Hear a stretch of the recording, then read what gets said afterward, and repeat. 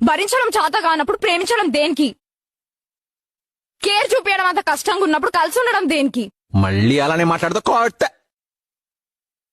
As a women గా నీ mood swings ఉన్నట్టే నా బాధలు నా ప్రెజర్స్ నాకుంటాయి. ప్రతిసారి పీస్ఫుల్ గా ఉండాలంటే నాకు కూడా కష్టమే. భరిస్తా, లవ్ అండ్ కేర్ చూపిస్తా. ఎప్పుడు? నా మూడ్ కూడా కరెక్ట్ గా ఉన్నప్పుడు. కేర్ చూపించినప్పుడు ఎలా ఫీల్ అవుతున్నావో మూడ్ సరిగా లేనప్పుడు కూడా అర్థం చేసుకో. అంతేగాని నా మూడ్ సరిగా లేనప్పుడు నీ మూడ్ స్వింగ్ అయిన ప్రతిసారి నా స్ట్రింగ్ వాయిస్తానంటే కష్టం.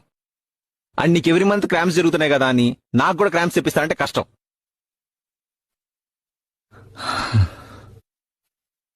నేను మాట్లాడిన దానికి నేను నీకు సైకోగాళ్ళకి కనిపిస్తే నేనేం చేయలేను. నీ బ్రేకప్ని యాక్సెప్ట్ చేయడం తప్ప. అలా కాకుండా అర్థం చేసుకుని ఆ 5-6 రోజులు నీ యాత్రను ఆపుకుంటే 6వ రోజు కుక్కలని వెనకాల పడతా నేను. ఉంటా. పీరియడ్స్ లో పట్టించుకోకపోతే ప్రేమ లేదని, కేర్ చూపించకపోతే కన్సర్న్ లేదని, అవైలబుల్ గా లేకపోతే అర్థం చేసుకోవట్లేదని కాదు వినిత. ఆ రోజుకి ఆ టైంకి కుదరలేదని మాత్రమే.